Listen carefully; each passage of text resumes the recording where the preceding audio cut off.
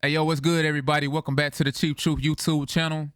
Hope everybody's doing well out there. Thanks again, once again, for checking in with the Cheap Truth. So on today, I have something different for you guys. You can see the title of the video. It says Straight Through Episode 1. So this is my attempt at something different, something new, man.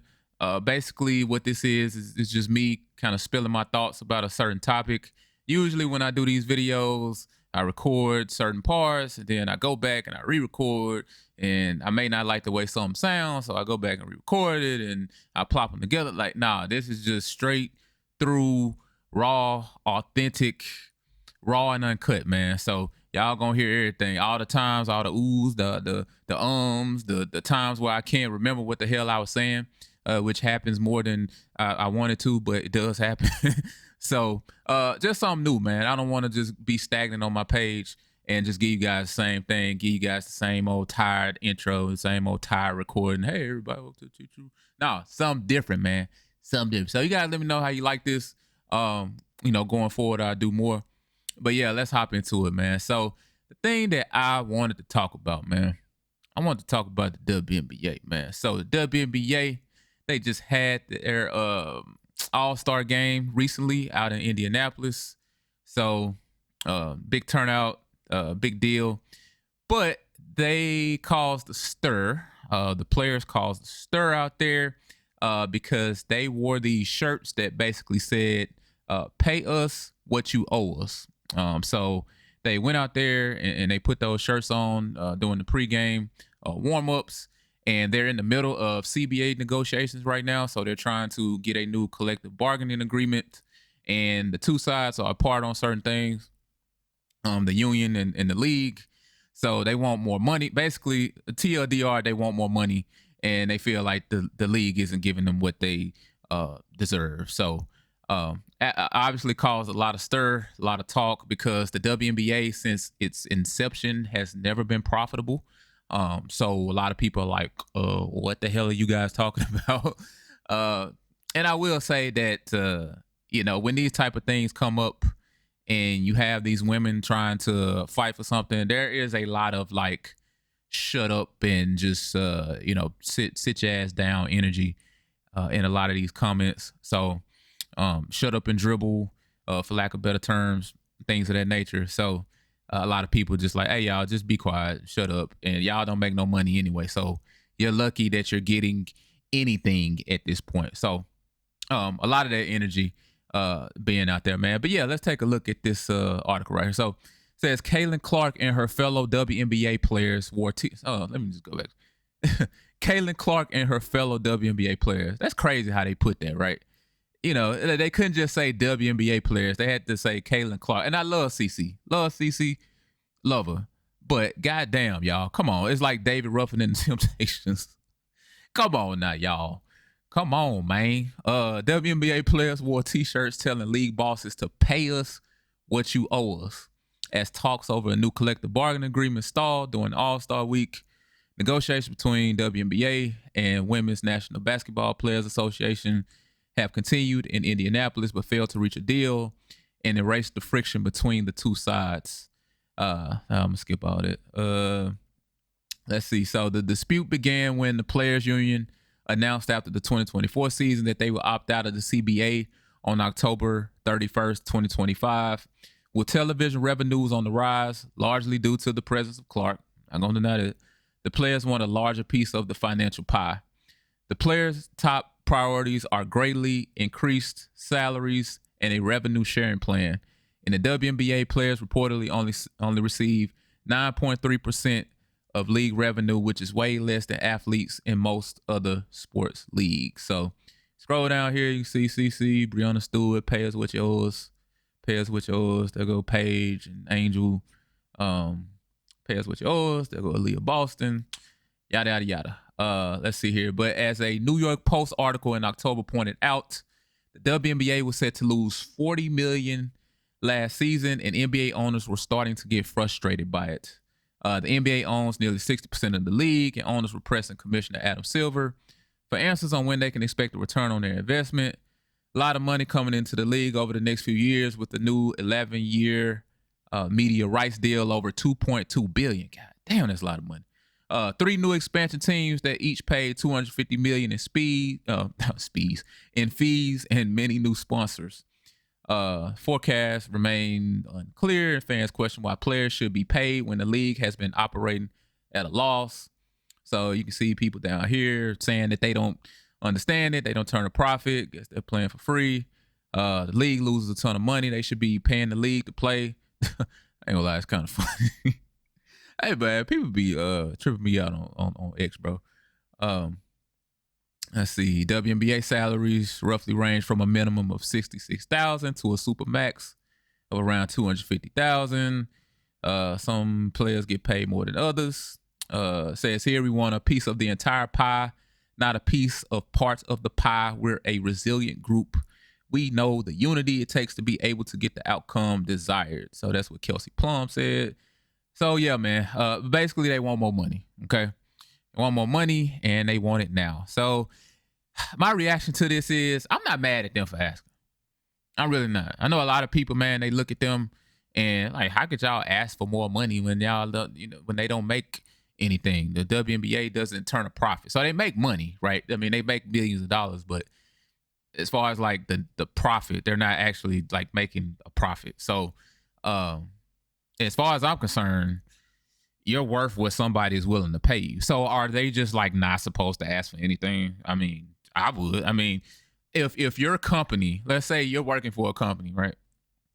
And overall, the company's losing money. Does that mean that you get to say, well, I'm tired of making $25 an hour. I want to make $30.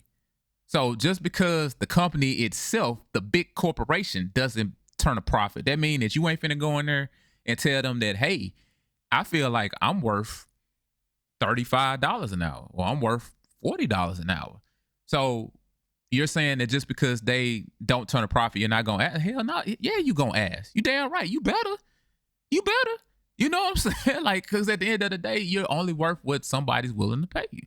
And I'm not mad at them for that, because, in looking at it and doing some research, all the other sports leagues, bro, like, and I get it, man, they make more money. Okay, the NFL makes money. They actually turn profits. The NBA, they make a whole lot more money. They turn profits. The NHL, etc., MLB. But those players get at least, most of them get at least half or damn near half of the revenue that the league makes. So why is it that they get 9.3%? What's wrong with them asking? And they haven't.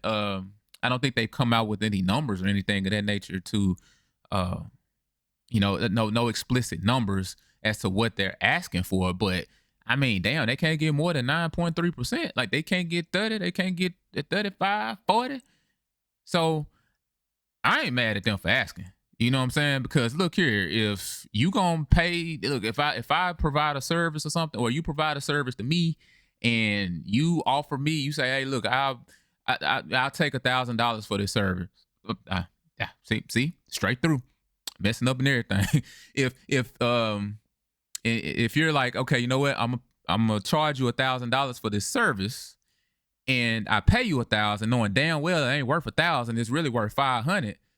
Well, how is that your fault? I'm the one that's paying it. So you just asked. You know what I'm saying? So I think that they should do that, man. And I just feel like I said earlier, man, it's just a lot of, hey, Trick, shut up and dribble. Hey, woman, sit down and just be glad that you making anything. And as far as like revenue, and people make a good point now. I'm not denying the point, because that's the first thing I said too. And I still think that that's valid. Like, they don't make money. So how are you, what are you going to get? How can you get something out of nothing? But at the same time, and looking at it, that's the WNBA's fault. Like, that's not Kelsey Plum's fault. That's not Asia Wilson's fault. That's not CeCe's fault. That's not Angel Reese's fault. That they're not generating revenue, because that's not their job. That's not Kelsey Plum's job to go out there and generate revenue. Like, that's the commissioner's job. That's the general manager's job. That's what they get paid to do. The WNBA as a league has failed. You know what I'm saying? Like, from the top up. So Asia's job is to go out there and give her team the best chance to win, and to go out there and put up 25 and 10. All the marketing, and now it is her job. I do feel like it is her job and all the other WNBA players to be ambassadors for the league. You know what I'm saying? Like they need to promote the league whenever they get a chance. They need to promote the league and try to get people to watch and try to get people to come to these games. But at the end of the day, their job is just to go out there and play basketball. That's up to the commissioner. That's why Roger Goodell, commissioner for the NFL, gets paid the big bucks, man. Because he's consistently over the years, he's made the owners more money. You know what I'm saying? He's able to get these deals and get bigger television deals and get things, stack the odds basically in the owner's favor. So that's not freaking Jamar Chase ain't doing that. You know what I'm saying? Jamar Chase just go out there and catch 100 balls for 1,700 yards and 12 touchdowns. Like that's what he's going out there doing. So yeah, I mean that's not their job. So at the end of the day, you can't fault them for asking and wanting more. Because the thing is, what they're doing is they're finding the right time and they're striking while the iron is hot, right? We know women's sports is heating up. Way more interest, and you can say it's because of CC. I do think that she's a contributing factor, but I don't think that she's the only reason. So they're like, okay, well, we got to jump on this train. Strike while the iron is hot. We're only getting 9.3%. They're expanding. More teams are coming into the WNBA. So somebody's putting up some money somewhere, and they wouldn't be doing it if they didn't think that they could get a return on their investment. So I don't blame them for wanting more and trying to get more while they can. But what I'm saying is, like, what are they supposed to do? Are they just supposed to like sit back and say, all right, well, we don't make no money, so I'm gonna just take this 9% and I'm gonna just go home and take this minimum $60,000 salary and I'm gonna just take my ball and go home? Hell no. They see what's going on. They see, man, like, hey, it's some money somewhere. We know what corporations do, bro. If you work hey, look here, when they strike, them unions strike and their work stop, all of a sudden the things that they said that they couldn't provide, they can't provide the health care. We don't make enough money. We don't got the money here. We can't give you higher salaries. All of a sudden their work stop, them deliveries stop, the services stop, and they start losing money. They find the money from somewhere. So I think that's just classic union negotiations. You know what I'm saying? So and then you got a newer generation of WNBA players, man. They gonna want more. So you see what happened when CC coming to the league last year. I guess last year was the first time that the WNBA had like chartered flights. You got players like CC, Caitlin Clark, you got Angel Reese coming in, and then in a couple years you're gonna have Juju, you're gonna have Flage, you're gonna have what's her name, Hidalgo, you're gonna have Olivia Miles. Like, these players already come with a following.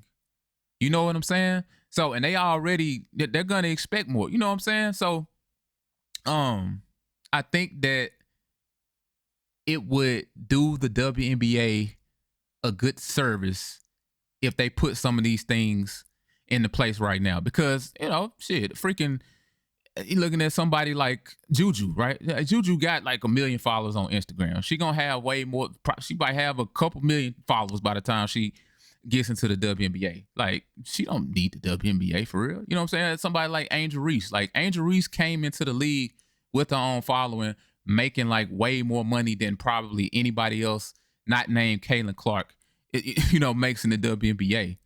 And another thing too, man, the WNBA, they need these players to be good, man. You know what I'm saying? Like, say whatever you want to say whatever you want to say about Angel Reese, but they need her to be good. Like, they need to draw interest. And it goes back to what I'm saying about how they can make more money and how, it's not really up to Asia Wilson to make the league more profitable. It's up to her to go out there and just play basketball. And, but the WNBA needs more, how can I say this? What's the right word? I've always said, man, in order for them to really take the next step, and you can see some of that now with Caitlin Clark and Angel Reese, In order for them to really take the next step, bro, they have to have players that even people who don't necessarily watch the sport know about. So you got the NFL, right? If I say the name Patrick Mahomes, everybody knows who Patrick Mahomes is. You can literally drag an old lady off the street and ask her who Patrick Mahomes is, and 9 times out of 10, she probably gonna know who he is. Even though she's probably never watched the NFL game, maybe haven't watched any of his games, haven't watched the game in Lord knows how long, since the 90s. You know what I'm saying? When the Cowboys was winning championships. You feel me? But they know who these people are. NBA, LeBron James. Everybody know who LeBron is. Everybody know who Kevin Durant is. Everybody knows who Steph Curry is, right? You take it back to the MLB days. The MLB at the top of their game, everybody knew who Barry Bonds was. Everybody knew who Derek Jeter was. Even if you didn't necessarily watch the MLB, their names were just so great and they were so synonymous with the league that everybody knew about them. So, Derek Jeter, Barry Bonds, freaking Big Papi, right? David Ortiz. These guys were pretty much known by anybody, even if they didn't necessarily watch the sport. So you're seeing this with CeCe. You're seeing this with Angel. You're going to see this with Juju when she comes in. You know what I'm saying? So in order for them to really take that next step, they need more of those players.